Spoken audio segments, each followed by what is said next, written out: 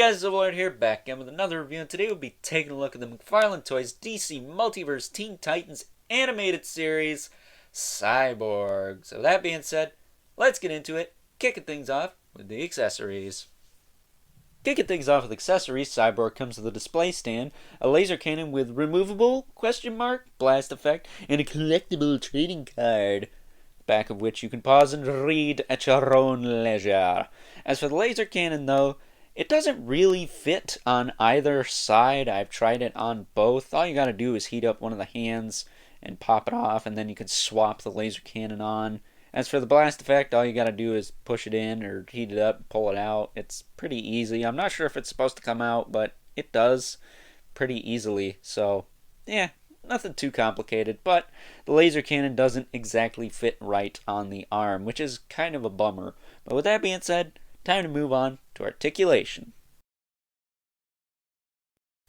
Moving on to the articulation on this guy, and I'm going to be honest with you, you're going to want to be a little bit careful with this figure. He has some clear plastic parts on him that may or may not be a little bit on the fragile side. That's not Italian either. So with that being said, let's get into it, shall we? So, excuse me. Looks a little bit Tim Burton-ish in the face, which is kind of funny.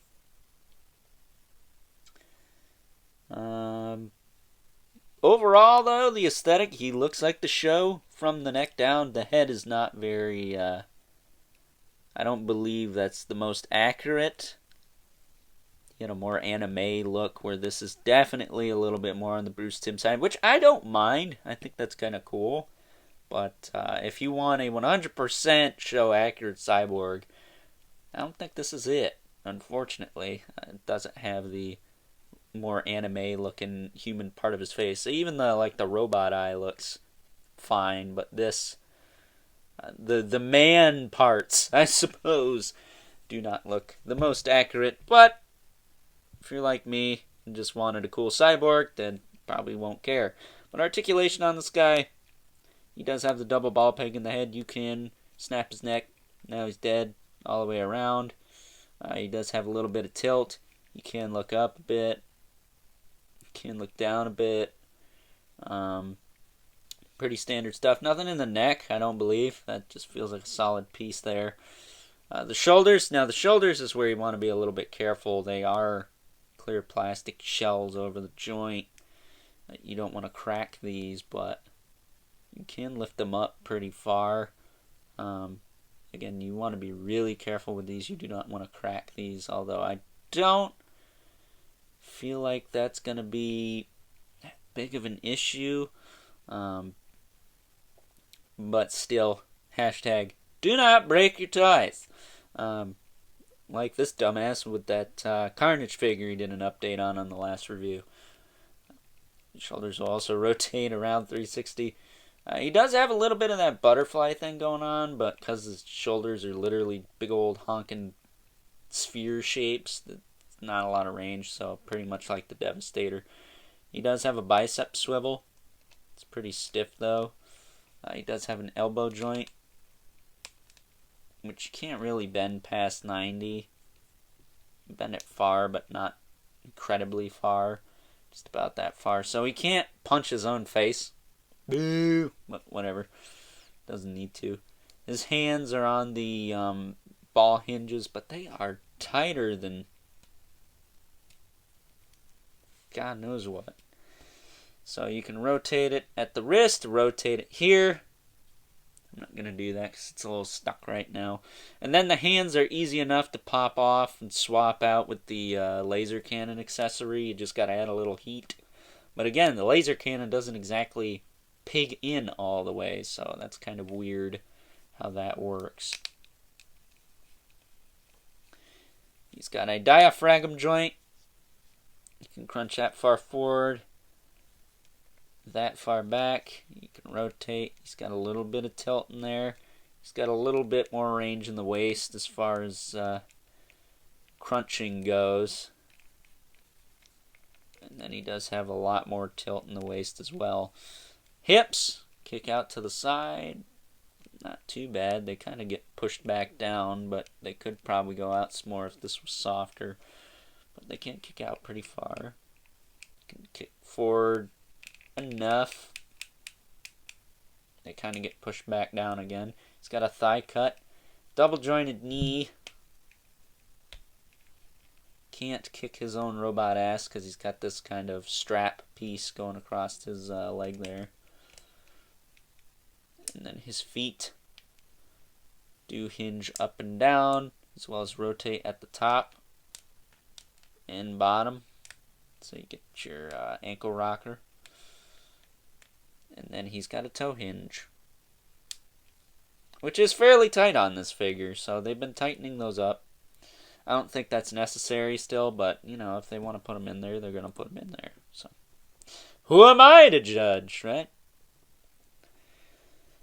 But with that being said, yeah, just be careful about the clear plastic bits on the arms, the hips, and the shoulders, particularly the ones on the shoulders. I don't think the rest you really have to worry about as much.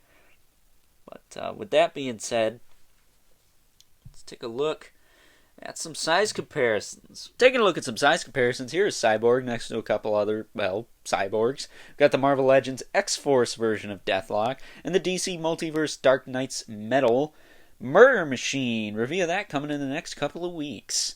Next up, we got the DC Multiverse White Knight Azraels, because, again, those figures are freaking badass, and I love them.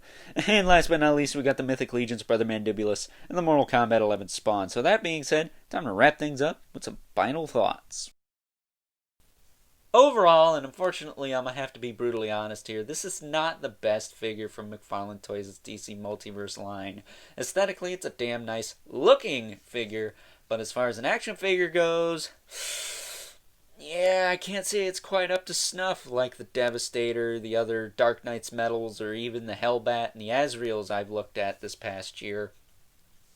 Between the laser cannon not fitting properly on either wrist peg and the clear plastic elements feeling a little bit too fragile for my taste, I can't say I fully recommend this guy unless you're a diehard Teen Titans fan of the animated series that is, or someone who keeps things mint on card. I just can't. Which is a damn shame because this is a figure I could have seen appealing to a lot of kids, but I'm going to tell you right now, I don't think this thing would last very long in the hands of a child. So with that being said, I hope you guys enjoyed this review. I did, for the most part. I'm a little bit bummed because I'm a big fan of the Teen Titans animated series. I grew up with it. I watched it a ton as a kid on Cartoon Network. It was a really good show and still is. I just wish this figure was as good as that.